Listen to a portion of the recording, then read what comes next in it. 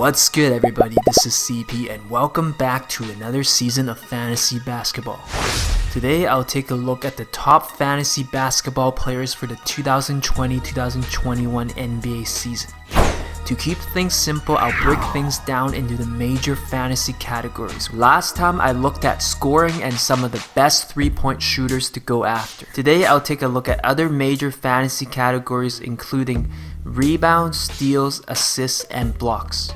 And I will try to predict the top players for each fantasy category, along with potential dark horse candidates that could break out this season. Hopefully this will give you a better idea of who to draft or go after during the 2020-2021 NBA season. So let's not waste any more time and 走起吧. Yeah! Starting with assists, if you take a look at the list from last year, I think players like LeBron James, Trae Young, and Luka Doncic should once again be solid picks to be back in the top 3 to top 5 again. Obviously, LeBron will be turning 36 this season, and many people expect him to slow down every year, but for whatever reason that hasn't really happened yet. In fact, in his 17th season as a 35-year-old last year, LeBron averaged a career high of 10.2 assists per game and finished first in this category. He was also pretty durable and missed only 15 games the entire season, meanwhile averaging 34.6 minutes a night.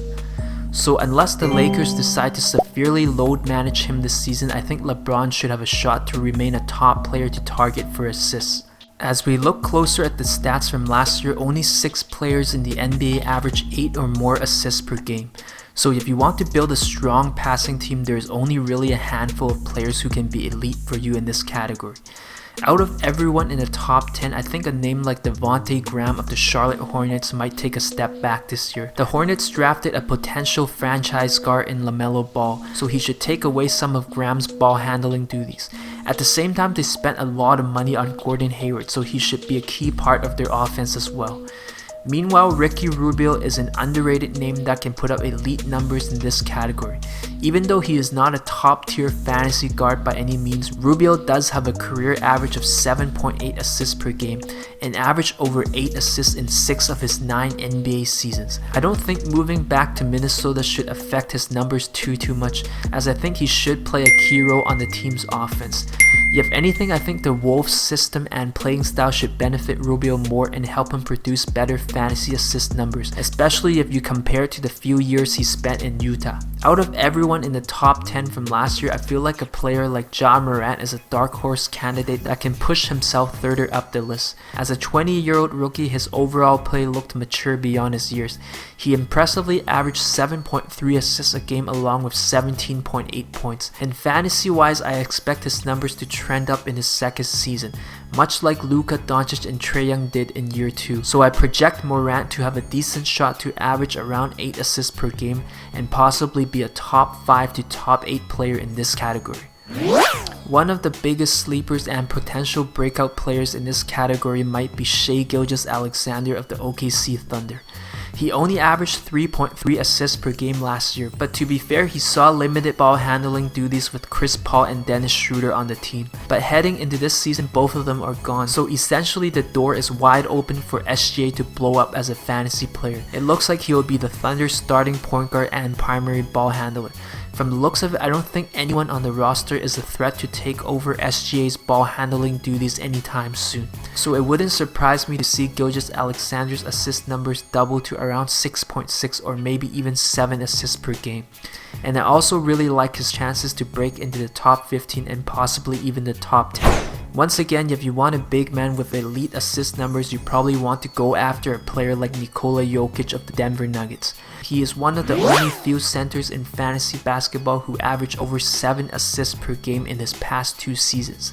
In fact, he was the only center in fantasy basketball that finished in the top 20 for assists in 2019-2020. So if assists is a category you want to build your team around, taking Jokic and a few proven guards should give your team a strong chance to win every week. Looking at rebounds, I think it is one of the easier fantasy categories to predict. A player like Andre Drummond has been an elite player in this category for the past 5 years. He is one of the rare fantasy players who can average 15 rebounds a game. Meanwhile, Rudy Gobert, Hassan Whiteside, and Giannis are 3 other players that can also produce elite numbers in this category. Domantas Sabonis of the Indiana Pacers is another up-and-coming name who has improved for 3 straight seasons. As a 20-year-old rookie in OKC, he only averaged 3.6 rebounds a game. Flash forward to year 4 in Indiana, we saw him average a career-high 12.4 last season. I don't think he is done improving yet, so there's a chance that he can push to be a 13-rebound guy and challenge the top-tier guys in this category. However, do remember that many of the best rebounders in the NBA aren't great shooters at the line.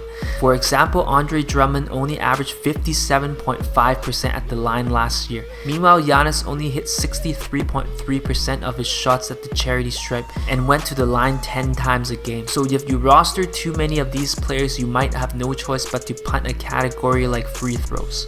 At the same time, if you want the best of both worlds, meaning that you want a good rebounder who doesn't hurt you at the line, then players like Domantas Sabonis, Nikola Vucevic, and Jonas Valanciunas might be the better choices, as all of them were able to hit over 70% at the line last year.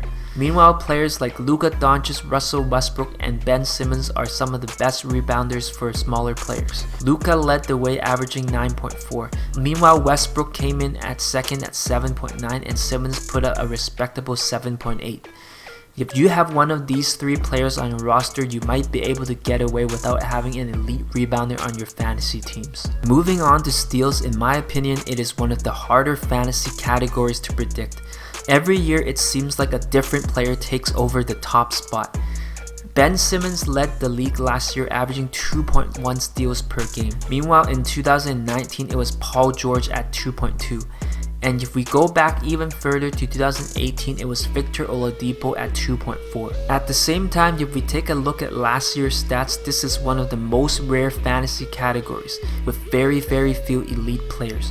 Only 2 players in the NBA last year averaged more than 2 steals per game, and a grand total of 13 players averaged more than 1.5 steals. So in most leagues, if you're able to draft 2 or 3 players in the top 20, you should be considered a very elite team in steals. Another interesting thing to point out is that Andre Drummond was the only true big man in the top 10 for this category. Combine that with his elite rebounding, it makes him a rather valuable fantasy player. A dark horse candidate I like in this category is Matisse Thybulle of the Philadelphia 76ers. Despite only averaging 19.8 minutes as a rookie with limited time as a starter, he was able to average 1.4 steals a game and was a top 20 player in this category. His per 36 minute stats are a bit crazy, as you can see him averaging 2.6 steals per game. It's tough to say if he can actually live up to those numbers, but assuming that the Sixers gives him around 22 to 24 minutes a night this year, I could see him push very close to around 1.8 to 1.9 steals for a new career high. Mikal Bridges of the Phoenix Suns is another young defensive wing that can surprise some people and be a top 10 player in steals next year. He has a career average of 1.5 steals, and assuming that it continues to improve, seeing him average close to 1.7 to 1.8 steals isn't out of the question, given that he seems to have solidified himself in the Phoenix Suns rotation. Finally, blocks is another category that is very rare in fantasy basketball. As last year's stats show, only 7 players in the entire league was able to average 2 or more blocks per game. Names like Hassan Whiteside, Brook Lopez, and Anthony Davis has consistently been on the top of this list for the past few years. Out of everyone on the top of the list, I think a name like Porzingis is the riskiest to go after during draft day. Despite being an amazing shot blocker when healthy, he has failed to play more than 66 games in a single season since 2016. So if anything, I wouldn't reach or overpay for Porzingis in auction drafts. Moving on, if you look at the top 15, you don't really see any rookies break in right away. The stats tells us that it usually takes a few years for players to emerge as elite shot blockers in fantasy basketball. Out of everyone on the list, I feel like Jaren Jackson Jr. of the Memphis Grizzlies still has the most room to improve. From year 1 to year 2, his totals show improvements from 1.4 blocks to 1.6, and heading into year 3, I think he has a good shot to average close to 2 blocks and emerge as a top 5 player. Aside from that, I feel like Chris Boucher of the Toronto Raptors is a potential sleeper in the blocks category. He only averaged 13.2 minutes a night last year and still managed to average 1 block per game. Assuming that his role expands in Toronto this year as he gets to play closer to 18 minutes a game, he could surprise some people and average around 1.5 to 1.7 blocks per game. For 15 years of good luck in fantasy basketball, make sure you like this video within the next 5 seconds. I wouldn't risk it. And if you want all the fantasy basketball gods to be on your side this year, you gotta make sure that you subscribe right now, and I'll love you forever. I promise.